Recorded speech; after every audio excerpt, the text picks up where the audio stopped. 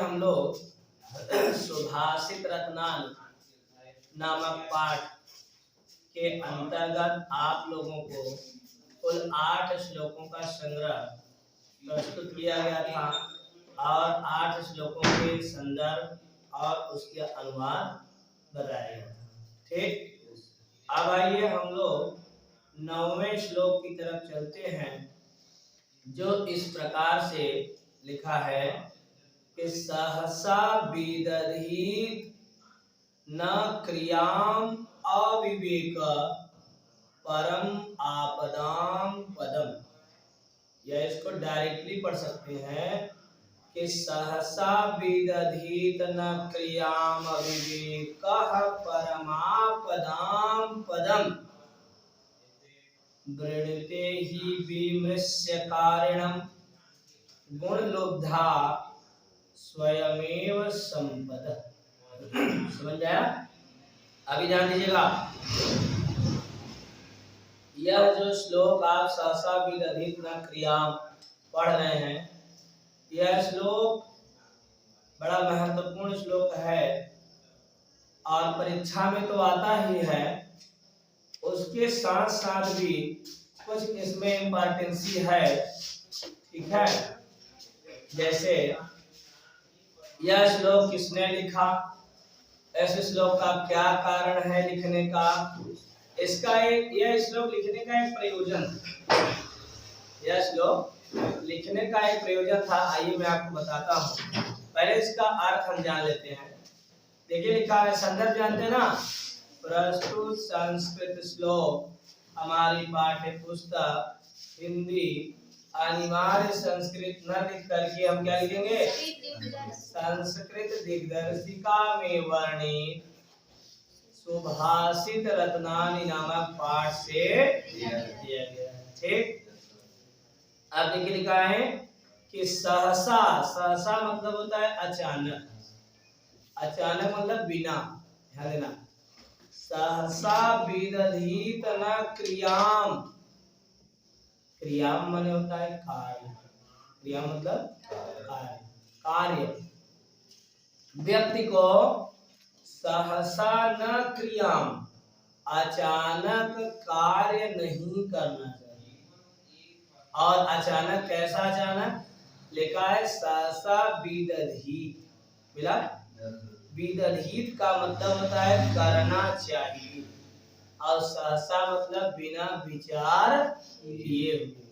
मनुष्य को बिना विचार करके कार्य नहीं, माने कोई अगर कार्य करना है तो उसका विचार अवश्य करना चाहिए।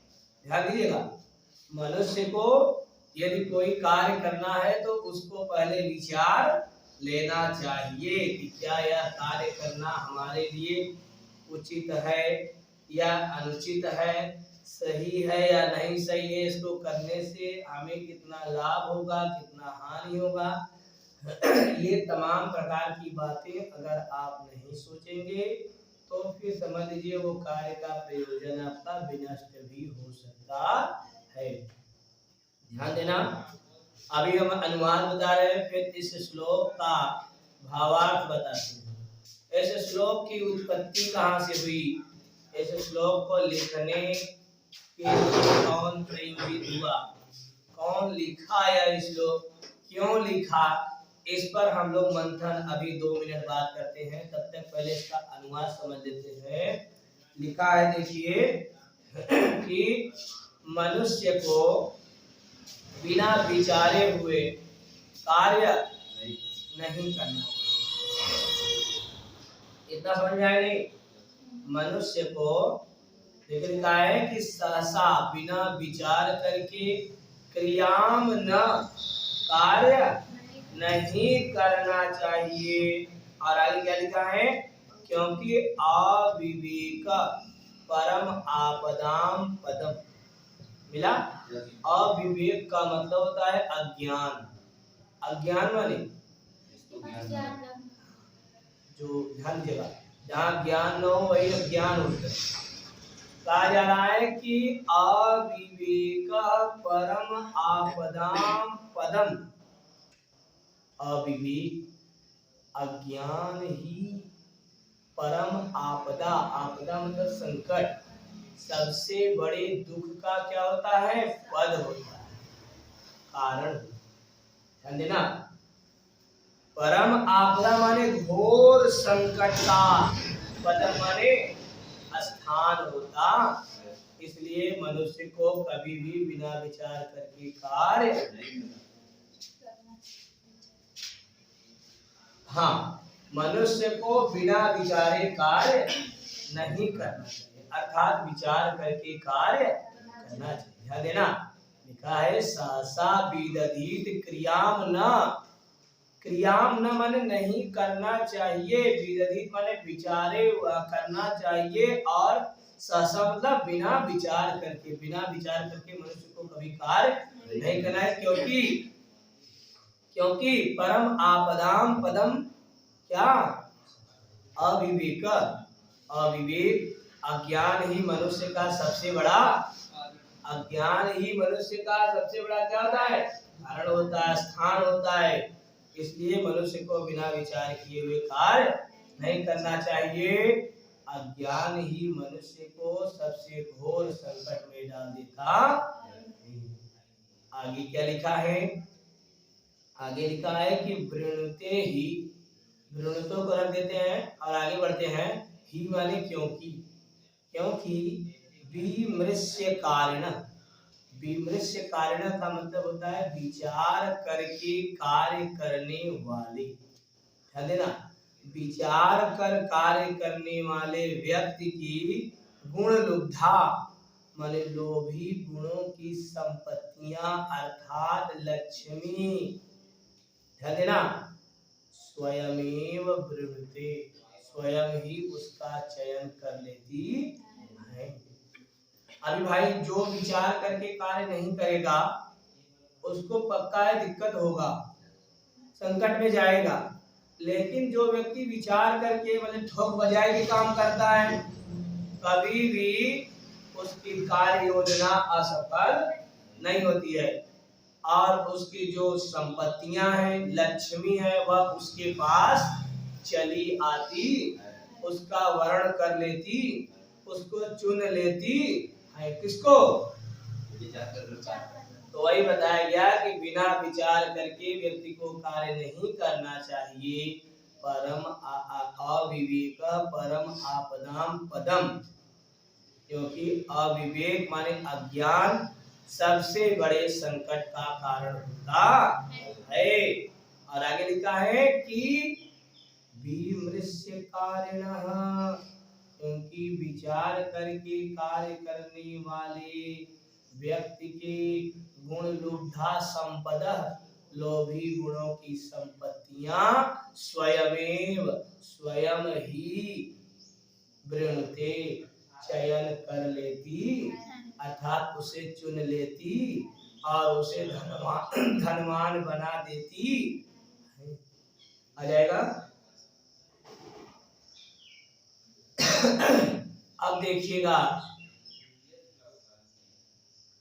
इस श्लोक को महाकवि भारवी जी ने लिखा। एक कवि थे संस्कृत साहित्य के, उनका नाम क्या था? भारवी। क्या नाम था? भारवी। महाकवि भारवी, महाकवि भारवी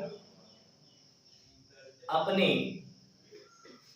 किशोरावस्था के समय में इस श्लोक को लिखे थे। जब वे 15 साल के थे, उसके पहले ही यह श्लोक लिखे थे। ध्यान देना, उसके पहले ही यह श्लोक लिखे थे। और एक बात बताएं, महाकवि भारवी बहुत संस्कृत साहित्य के बहुत महान कवि थे, और उन्होंने केवल एक रचना लिखा, जिस रचना का नाम किरातार्जुनीयम, किरातार्जुनीयम नामक महाकाव्य की उन्होंने रचना की। और इसी श्लोक में उन्होंने जो है यह, इसी ग्रंथ में उन्होंने अपने इसी श्लोक को लिखा। क्या नाम था? सहसा विदधीत क्रियाम अविवेकः परम आपदाम पदम। वृणुते ही विमृश्यकारिणः स्वयमेव गुणलुब्धा संपद। ध्यान दीजिएगा, यह श्लोक महाकवि भारवी अपने छुटपन में लिखे थे और लिख करके जिस कक्ष में वे सोते थे उसी कक्ष में वे उसको किसी चार्ट पर लिख करके उसको दीवार में चिपकाए थे। क्यों जानते हैं? क्योंकि वह श्लोक उनको प्रेरणा देता था कि बिना विचार करके व्यक्ति को कार्य नहीं करना चाहिए। ध्यान देना, यह श्लोक था। और एक दिन की बात है, ध्यान दीजिएगा, एक दिन की बात है, महाकवि भारवी जी अपने श्लोकों के दम पर उन्हें सम्मान देने का संस्कृत साहित्य के विद्वानों ने फैसला किया। और संस्कृत सम्मान समारोह, या ऐसे बताया जाता है, कुछ लोग बताते हैं कि संस्कृत सम्मान समारोह में महाकवि भारवी अपने पिताजी के साथ गए हुए थे। कहाँ? यहाँ पर संस्कृत सम्मान समारोह आयोजन किया गया था, वहां पर ये अपने पिताजी के साथ गए हुए थे। और जब इनको सम्मान मिलने वाला था तब इनके पिताजी ने अचानक इनको किसी बात को लेकर के डांट दिया, किसी बात को लेकर के इनको डांट दिया। और जब डांटे हुए तो देखिए, अकेले में डांटना अलग होता है और सबके सामने डांटना अलग होता है। और इनको बड़ा चिंता हुआ, बड़ा मतलब की तकलीफ हुआ कि सबके सामने मेरी इंसल्ट हो गई, असम्मान हो गया। तो मन ही मन इन्होंने निश्चय किया कि घर चलने के बाद अपने पिता को मैं मौत के घाट उतार दूं। घर चलने के बाद मैं अपने पिता को मौत के घाट। और रात को ये अपने पिता की हत्या करने के लिए उनके शयन कक्ष की तरफ बढ़े। और जब शयन कक्ष की तरफ बढ़े तब अचानक उनके कान में उनके माता और उनके पिता की आवाज गई, जो शयन कक्ष में बैठ करके वे लोग बातें कर रहे थे। भी अचानक वहां पे गए और छुप करके बातें सुनने लगे। कौन? महाकवि भारवी। और महाकवि भारवी, ध्यान देना, सुनते हैं क्या कि उनके पिता उनकी मैंने अपनी पत्नी से कह रहे हैं कि मैंने अपने पुत्र को इसलिए डांटा उस सभा में ताकि वो सम्मान को पा करके अहंकारी न हो जाए। सम्मान पा करके उसके अंदर अहंकार, गर्व, दर्प की बातें ना आ जाए, नहीं तो मेरा पुत्र भारवी इससे आगे विकास नहीं कर पाएगा। इतनी छोटी सी उम्र में ही यह इतना बढ़िया लिखने लगा है कि इसे सम्मानों की झड़ी लग गई। इसकी अभी यह सम्मान पा जाएगा तो यह इठलाने लगेगा और अपने स्टडी पर ध्यान नहीं देगा। अगर मैं इसे डांटे रहूंगा तो ये अपनी औकात जानता रहेगा और मेरे डर के माध्यम से वो अपने कार्यों में हमेशा लगा रहेगा, जिससे इसका भावी जीवन प्रशस्त हो जाएगा, अच्छा हो जाएगा, मनोरम हो जाएगा और इसके विद्वानता में प्लस पॉइंट हो जाएगा। ये सब बातें जब भारवी के कान में पहुंची तो ये अपने पिताजी के पास पहुंचे। ये अपने पिताजी के पास पहुंचे और पिताजी से दंडवत प्रणाम किए और उनसे क्षमा याचना की। क्षमा याचना करने के पश्चात अपने प्रयोजन को उन्होंने बताया कि पिताजी, उस दिन सम्मान समारोह में आपने मुझे डांटा, जिसके कारण मैं क्षुब्ध होकर के तकलीफ में आकर के असम्मान को महसूस करके आपको आज रात्रिकालीन सभा में मारने के लिए उद्धत हुआ हूँ, आपको जान से मारने के लिए मैं आया था। मुझे बहुत ही दुख हो रहा है, मैं अपने द्वारा किए गए कार्यों पर पछता रहा हूँ और इसके प्रायश्चित के लिए आप मुझे सजा या दंड दीजिए। भारव के पिता ने कहा कि पुत्र, तुमने अपनी गलतियों को मान लिया, तुम्हें अपनी गलतियों पर आभास हो गया, तुम प्रायश्चित कर रहे हो, इससे बड़ा प्रायश्चित और कोई नहीं हो सकता। भारव के बार बार कहने पर, नहीं पिताजी मुझसे गलती हुई, इसका प्रायश्चित होना चाहिए। तब इन्होंने अर्थात इनके पिताजी ने इनको यह प्रायश्चित करने के लिए सुझाव दिया कि तुम 6 महीने अपने ससुराल में जाकर के बिताओ। ये पनिष्ठ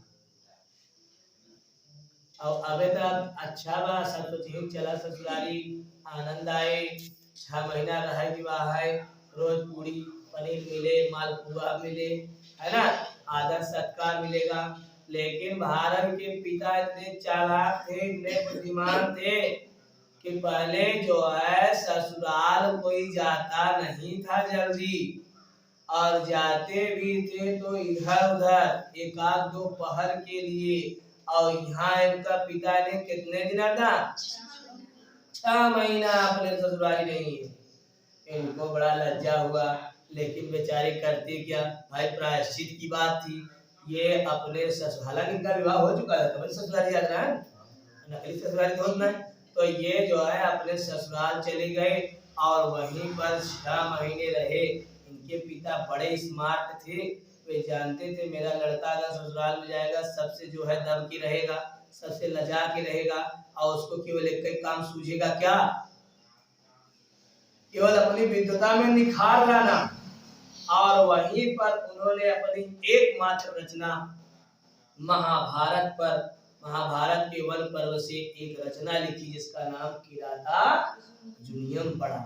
किरातार्जुनीयम 18 सर्गों का यह महाकाव्य है। इसमें 5 पांडवों को 13 वर्ष का जब वनवास हुआ है तो वे क्या बोलते हैं कि वन पर्व बोले तो दंडकारण्य में किस प्रकार से घूम रहे हैं, वन कैसे, जंगल कैसे घूम रहे हैं, यही सब बातें जो है उसमें दर्शाई गई है।